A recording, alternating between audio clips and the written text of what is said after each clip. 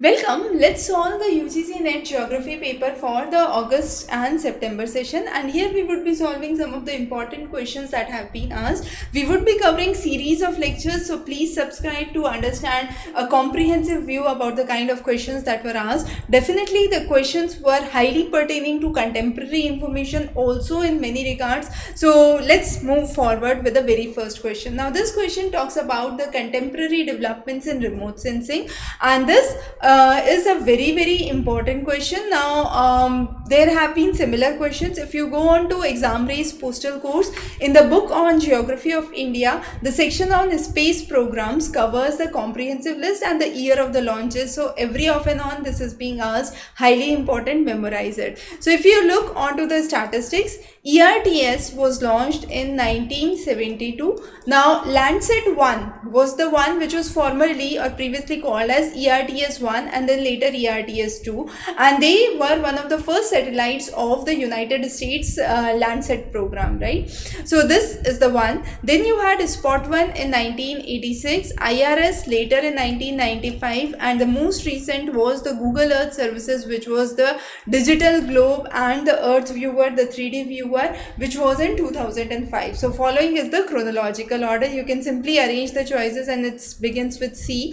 So D becomes automatically your best choice. Now coming on to the term which was used by Penck. Now Penck was a German geographer, so when he gave the theory of slope development or the cycle of erosion, he used the German terminologies, and in his terminology, Absteigende actually talks about the receding or the declining phase, that is the last phase. So his first phase was the Aufsteigende, and that was the phase of accelerating development. Then the plateau stage, which is the Gleichformige, and finally the Absteigende. So here this is the correct answer. It is actually the absolute height and the relief which starts to decline at this point. So again, a very standard question. Every time you have questions from Davis and Penck cycle, so prepare that carefully.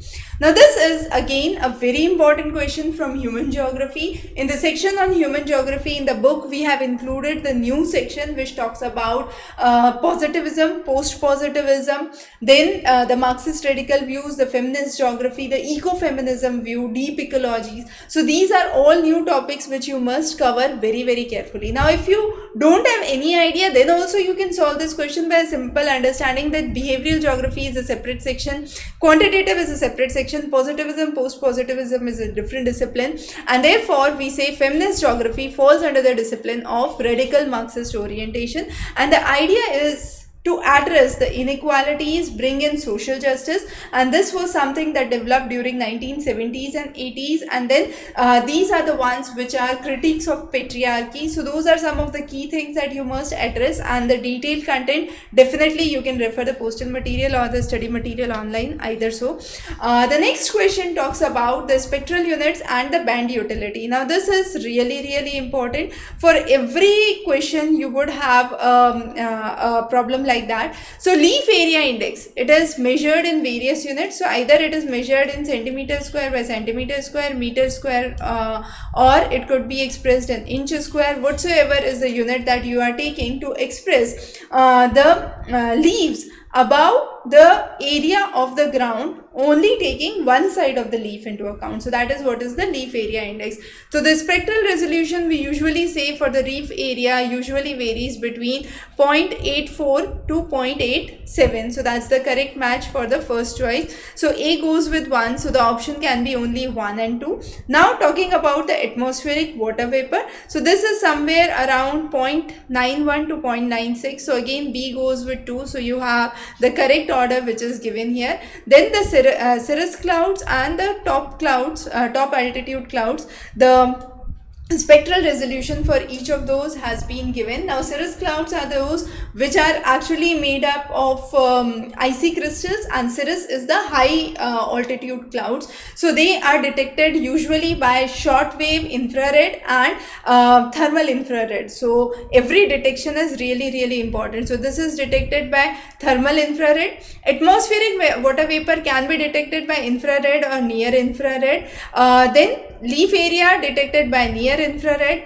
top cloud altitude is usually detected by thermal infrared. So as you see, there is an increase in the spectral resolution, it moves towards the thermal infrared. That's a basic thing that you can understand. Now in India, we have production under Kharif season and Rabi season, and then we have another season which is basically the seasons where you have vegetables and fruit crops that grows, and that is known as the Zayad, and that's the short duration. But yes, the two major crop seasons in India are Kharif and Rabi. Now Kharif is June to September. That's with the onset of the monsoon. You have the sowing that takes place, and finally then there is the harvesting. Now this crop usually includes rice, maize, sorghum. On the other hand, Rabi is the winter crop, so it's from October to March, and this mainly includes wheat, barley, oat as major crop. If we talk about India in terms of food grain cultivation, we would say both of them, the Rabi as well as the Kharif season across India, have approximately 50% output. So 50% output from each season is expected.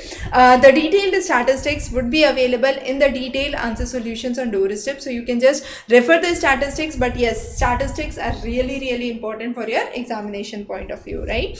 Now coming on to some of the trenches and in which oceans they are located. So Puerto Rico trench is located in Atlantic. It is between the boundary of North Atlantic and the Caribbean Sea, so very important. Then you have Java Sunda, it's in the region of Indonesia. So Java and Sumatra are the islands, and then you have the Sunda trench lying there.